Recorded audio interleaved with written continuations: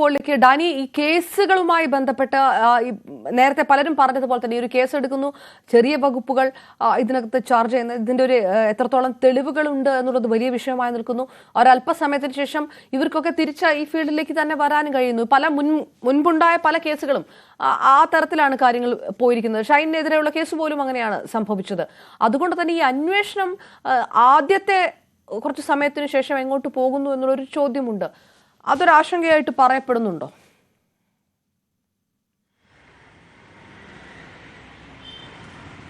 അപർണ, ഈ കേസിൽ ഈ ലഹരി കേസുകൾ എടുക്കുമ്പോഴേക്ക് അതിൻ്റെ ഒരു സാങ്കേതിക വശത്തിലേക്ക് കടക്കുമ്പോൾ ലഹരി കൈവശം വെച്ചിരുന്നാൽ മാത്രമേ അതിൻ്റെ ഒരു അറസ്റ്റ് അടക്കമുള്ള കാര്യങ്ങളിലേക്ക് പോകാനോ അല്ലെങ്കിൽ ഒരു നിയമ നടപടി തുടർന്ന് പോകാനോ എല്ലാം തന്നെ സാധിക്കുകയുള്ളൂ. അപ്പോൾ ഇതിനിപ്പോൾ ഷൈൻ ടോം ചാക്കോ ഹോട്ടലിൽ നിന്ന് ഇറങ്ങി ഓടുന്നു എന്ന് പറയും. പിന്നീട് പോലീസിന് അദ്ദേഹത്തെ എന്താണ് വിശദാംശങ്ങൾ എന്ന സംബന്ധിയായ കാര്യങ്ങളിലേക്ക് തന്നെ വിളിക്കാം. പക്ഷേ അപ്പോൾ പോലും ഈ ലഹരി ഇടപാടുമായി അല്ലെങ്കിൽ ലഹരി ഉപയോഗവുമായി അയാളെ എങ്ങനെയാണ്, ഏത് രീതിയിലാണ് അതിൽ കണക്ട് ചെയ്ത് മുന്നോട്ട് പോകാൻ കഴിയുക എന്നൊരു വലിയ ചോദ്യം ബാക്കി നിൽക്കുന്നുണ്ട്. കാരണം ഇതിൽ അദ്ദേഹത്തിന് ഇപ്പോൾ നിലവിൽ പോലീസിന് ഒരു രൂപവുമില്ല. അബ്സ്കോണ്ടിങ് എവിടെയാണ് എന്നത് പോലും അറിയില്ല. ഇനി എന്നാണ് അദ്ദേഹത്തെ കണ്ടുമുട്ടാൻ പറ്റുന്നതെന്നും അതിനെക്കുറിച്ച് വലിയ വിശദാംശങ്ങളുമില്ല. എങ്കിലും അദ്ദേഹത്തെ ലൊക്കേറ്റ് ചെയ്യാൻ കഴിയുന്ന ഒരു പക്ഷേ അടുത്ത ദിവസങ്ങളിൽ കഴിഞ്ഞാൽ പോലും ഈ ലഹരി ഉപയോഗമോ അല്ലെങ്കിൽ മറ്റ് കാര്യങ്ങളുമായി ബന്ധപ്പെട്ടോ ഏതെങ്കിലും രീതിയിൽ അദ്ദേഹത്തിൽ നിന്ന് തെളിവ് ശേഖരിക്കാൻ കഴിയുന്ന കാര്യം വളരെ ദുഷ്കരമായ ഒരു കാര്യം തന്നെയാണ്.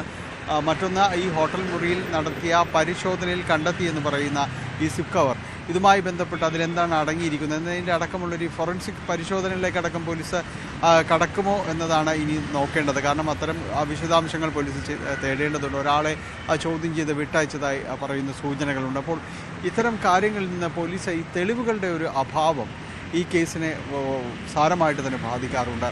അതുകൊണ്ട് തന്നെയാണ് ഷൈൻ്റെ ആദ്യ കേസ്, കൊക്കൈൻ കേസ് തന്നെയും നാളുകൾക്കിപ്പുറം വെറുതെ വിടുമ്പോഴും പിന്നീട് കോടതി ചോദിച്ചത് ഇതിൽ നിങ്ങൾ മറ്റ് തെളിവുകൾ അന്വേഷിച്ചില്ല എന്നതടക്കമുള്ള ഗുരുതര പരാമർശങ്ങൾ ഉണ്ടാകുന്നത്.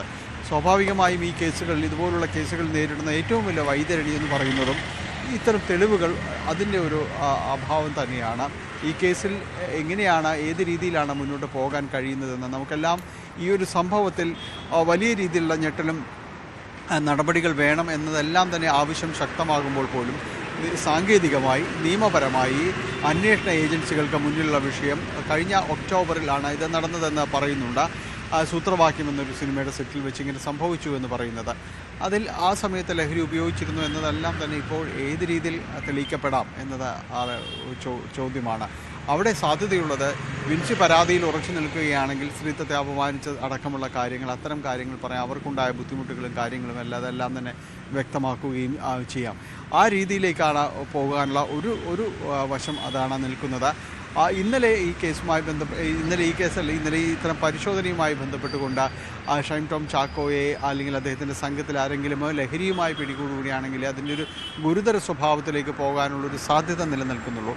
നിലവിലത്തെ സാഹചര്യത്തിൽ അത് എത്രത്തോളം സാധ്യമാകും ഇനി എന്നതെല്ലാം തന്നെ കണ്ടറിയേണ്ട കാര്യങ്ങൾ തന്നെയാണ്. പക്ഷേ ഇതിൽ നടപടികൾ, ഈ ഒരു മാതൃകാപരമായ നടപടികൾ എന്ന രീതിയിൽ സിനിമാ മേഖലയ്ക്കകത്ത് നടപടികൾ ഉണ്ടാകണം. അത് ഇത്തരം കാര്യങ്ങളുടെ തെളിവുകളോ കാര്യങ്ങളോ ഒന്നും നോക്കിയാൽ അത്തരം കാര്യങ്ങൾ നടപടികൾ എടുക്കേണ്ടത് അതൊരു മൊറലിൻ്റെ ഒരു വിഷയം തന്നെയാണ്. അതിൽ കൃത്യമായ നടപടികൾ ഈ സിനിമാ രംഗത്ത് നിലനിൽക്കുന്ന സംഘടനകൾ അവർ പറയുന്നത് ആത്മാർത്ഥമാണെങ്കിൽ, വിശ്വസിക്കാമെങ്കിൽ അത് നടപടികൾ എടുക്കണം. കാരണം ഒരു പെൺകുട്ടി ഈ രീതിയിൽ നിന്ന് പരാതി പറയാനായിട്ട് തയ്യാറാകുന്നു. അപ്പോൾ ഇതിനകത്ത് ലഹരി ഉപയോഗം അവർക്ക് ശിക്ഷിക്കേണ്ട ഒരു ബാധ്യതയില്ല എന്നവർ പറയുമ്പോൾ ഇത്തരം കാര്യങ്ങളിൽ നിന്നുകൊണ്ട് നടപടിയെടുക്കാൻ അവർക്ക് കഴിയേണ്ടതാണ്. അപ്പോൾ ആ രീതിയിലുള്ള നടപടികൾ ഫിലിം ചേംബറിൻ്റെ ഭാഗത്തു നിന്ന്, താരസംഘടനയായ അമ്മയുടെ ഭാഗത്തു നിന്നെല്ലാം തന്നെ വരേണ്ടതാണ്, ഉറപ്പ് വരുത്തേണ്ടതുമാണ്. അപ്പോൾ അങ്ങനെ ഒരു കാര്യങ്ങളിലേക്ക് കൂടി മാത്രമേ കാര്യങ്ങളായിരിക്കാം ഒരുപക്ഷെ ഇതിൽ സാധ്യതയുള്ള കാര്യങ്ങൾ. ഇന്നലെ ഈ വിഷയത്തിനകത്ത് അമ്മ റിലീസൊക്കെ പുറത്തിറക്കുകയായിരുന്നു, മാധ്യമങ്ങളോട് പ്രതികരിക്കുകയായിരുന്നു. ഇപ്പോൾ ഈ പുറത്താക്കാനുള്ള നടപടിയിലേക്ക് കടക്കുമെന്ന് പറയുമ്പോൾ അതിൽ കൂടുതൽ നടപടി വേണമെന്നാണല്ലോ പ്രൊഡ്യൂസേഴ്സ് അസോസിയേഷനൊക്കെ പറയുന്നത്. ഏതെങ്കിലും തരത്തിൽ അമ്മയുടെ ഭാരവാഹികളിൽ നിന്ന് എന്തെങ്കിലും റെസ്പോൺസ് ഉണ്ടോ നടപടിയുമായി ബന്ധപ്പെട്ട്?